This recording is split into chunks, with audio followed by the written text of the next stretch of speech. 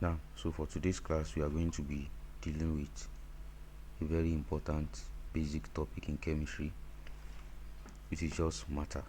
And this is a topic that is common to both physics and chemistry, and there are also many other topics like that exist in both fields. So to some extent, if you are very good in physics, you are also going to be good in chemistry in terms of those topics. Now, so matter is just anything that has mass and occupies space. That's what we call matter. Anything that has mass and also occupies space. So we have already explained the concept of mass and the concept of occupying space in our last physics class. So all objects are made up of matter. This is another thing that we must know. All objects are made up of what? Matter. Any object at all, be it water, be it the earth, be it human beings, we are all made up of matter, because human beings are made up of cells, and you know that the cell consists of 80% water. So automatically, and we know that water is also an example of matter. So we are all made up of matter. Now, how do you measure the amount of matter? You measure the amount of matter, measure it in moles. And you want to measure amount of matter, you measure it in moles. So another thing you must know is that mass of matter is always measured in kilograms. Mass of matter is measured in kilograms, but in chemistry we use smaller units like the grams. So chemistry, because they work with smaller values of masses, they always use gram to measure mass. So do not confuse matter with mass. They are not the same thing. You said matter has mass, so that means that mass is a property of matter, so they are not the same thing. And if you even look at it, when you want to measure amount of matter, you measure it in moles, while if you want to measure mass, you measure it in kilograms. So they are not the same. Now, so we can measure mass with a chemical balance, a weighing balance, or a beam balance. Any of the three, anyone that is available, we can use it to measure the mass of matter. Now, so matter has two properties: the physical property and the chemical property. So these are those things that we observe when we are actually studying matter. So for the physical properties of matter, so these are the physical properties of matter are observed without changing the identity of matter. So the physical properties of matter are those properties that we can observe them without changing the identity of that particular matter. Now, a good example is that, now we also say that the substances do not change to another substance. That's one thing you must know about a physical property. When you are trying to study a physical property of matter, that matter that you are studying is not going to change to another substance. Now let's look at an example. An example is melting point. Now if you want to know the melting point of ice, you do what? You melt it to water. Now note that both the ice and the water, they are still the same thing, in the sense that ice is solid water while water is liquid water.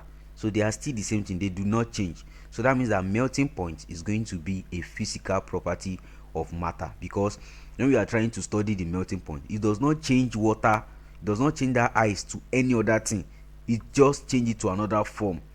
Not that that new form is still not that ice.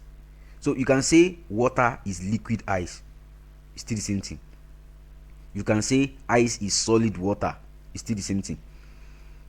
Now, so water and ice are still both the same, just in different states. They now exist in different states. Ice is solid and water is liquid. Now, other examples are boiling points. For example, when you boil water, it's going to change to steam. Now that steam is still water. Now that thing that you must notice is that if you are trying to study a physical change, you can always go back to the beginning. For example, when you melt ice and it becomes water, that water you can change it back to ice by freezing it. So that's to tell you that that particular thing that you are studying at that point is an example of what? Of a physical property. So hardness is also an example of physical property. You don't need to change the nature of matter for you to know how hard it is. Let's say for example you have stone. I want to know how hard this stone is. You can just hit it on another material and it will still remain stone even after you have hit it on another material. So it's still going to remain as a stone. So meaning that stone, that hardness is what? A physical property, because when we are trying to study it, it does not change the nature of the stone. So density is also a physical property. Taste is also a physical property. When you taste something, does that thing change? No, it still remains the way it is. So taste is a physical property, and color is also a physical property of matter. Now, so we also have the chemical properties of matter. So we said these are those that we observe when the substance changes to another substance. It has to change to another substance before you can note a chemical property. The substance has to change to another substance. Now look at the example. Example is the rusting of iron. Now why is the rusting of iron a chemical property? Now this is because iron and rust are different substances. Iron is not the same thing as rust. We all know iron to be a very strong metal that is hard, that is malleable, like that. But rust is different. When you see where iron is, when iron has rusted, what are you going to notice? You are going to see this rust as brown particles on top of the iron. Then if you compare the rust to the iron, you are going to notice that they are not the same thing. They are not the same thing. So that rust is just like the decay of iron. So they are completely different. So meaning that that is an example of what? Of a chemical property.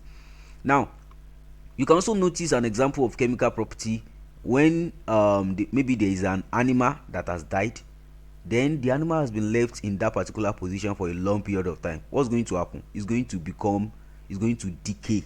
Now the original animal is different, while when the animal becomes decayed, it's going to turn to sand. Now when the animal turns to sand, can you say this sand and the original animal are the same thing? No, they are not the same. So meaning that that is also an example of what? Of a chemical property, because it involves the change in the nature of the substance. Now, so a more common example is the clumping of yam flour, which is our elubo, when it is in hot water to form amala. So can you say yam flour and amala, can you say they are the same thing? No, they are not the same thing, because yam flour is definitely different. Yam flour is not the same thing as amala, but yam flour can be converted to amala. So the process by which you convert yam flour to amala is what? Is a chemical process. So you call that one a chemical property. So you can say one of the chemical properties of yam flour is that when you mix it with hot water, it becomes amala. That is a chemical property. That thing that you notice when it changes. Now that amala, is it possible for you to return it to your yam flour? It is never possible. It is not possible.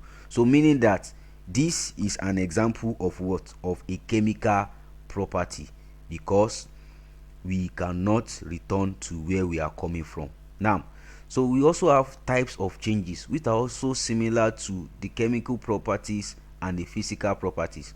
So we have a physical change and we have a chemical change.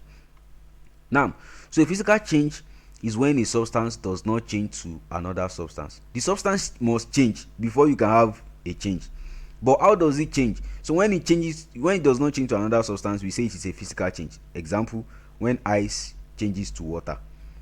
That's an example of a physical change, because ice was water. Even the water it is still turning to still water, just that their states are different. The other one was solid water. Now the one we're having now is liquid water. So another one is when you dissolve salt in water, it is going to form what? Salt in water. Not that it's going to form another thing. It's not going to form another thing. It will just become salt in water. So you can't say maybe it has formed another thing. The water is going to become, it will taste salty. So which means that you have carried out a physical change and not a chemical change. I didn't mean that it were to be a chemical change. What would have happened? you will not notice the salt again. It will become another thing, but it is still salt, just that it is now in form of ions. It has dissolved inside that particular water. So that is what? That is an example of a physical change. The substance will not change to another substance. It was salt at the beginning. Even at the end, while you are tasting the water, it is still salty. So meaning that salt is still present. So that is what? An example of a physical change. Now if it is a chemical change, new substances are going to be formed. New substances are going to be formed. A good example is the formation of amala from yam flour. That is what? A chemical change. Now, a chemical change, you can get a chemical property is what you notice from a chemical change, and a physical property is what you notice from a physical change. Let me give you a good example. Now, we said when amala changes to when elubo changes to when elubo changes to amala, that's what? A chemical change. Now this elubo is what we had at the beginning. It is the one that changed to amala. So we are going to say the changing of elubo to amala is a what? Is a chemical property of elubo. I hope you understand what I'm saying. You are going to say that is what? A chemical property of that yam flour, because it is the one that changed. Are you getting it? But that change itself is a what? Is a chemical change. If you want to talk in terms of water, what we are going to say is what? Water, when you melt ice, is going to change to water. So you are going to say the melting of ice is a what? Is a physical property of what? Of ice. The melting of ice to water is a physical property of ice. Now, when ice now changes to water, you are going to call it what? A physical change. So that's just to show you that don't confuse physical change with physical property. Don't confuse chemical change with chemical property. So that's the reason for that.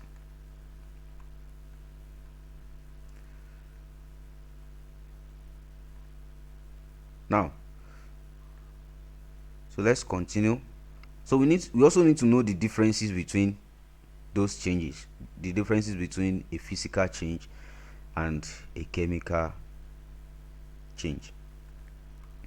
Now, so the first difference is that when you are dealing with a physical change, no new substances are going to be formed. So that means that the substances you have at the beginning are still what you are having at the end. So when you add ice, it turns to water, so both of them are still water. When you add salt, you dissolve it in water. At the beginning it was salt separately, water separately. Even when you have mixed them together, it is still salt inside water. So the nature does not change. But when it is chemical substance, when it is a chemical change, the nature is going to change. At the beginning, what did you have? You had elubo and hot water. But when the elubo has now entered the hot water, you can no longer call it elubo in hot water. What will you call it? You are going to call it amala, because they are no longer the same thing. The elubo is no longer separate. The amala, the hot water is no longer separate. They have combined to form an entirely new substance, which is the amala. And you can't get back your elubo. It's not possible. But you can always get your salt from salt water, and you can also get back your ice, your water from your ice, or your ice from your water. Now, so another one is that if it is a physical change is always reversible. It is easily reversible. That means you can go back to where you were coming from. So that means that, let's say we have ice. When we want to convert it to water, we melt it. But when you now have, it becomes water. It becomes water.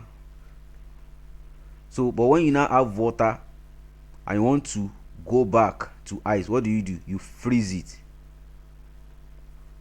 So, and it's going to become ice.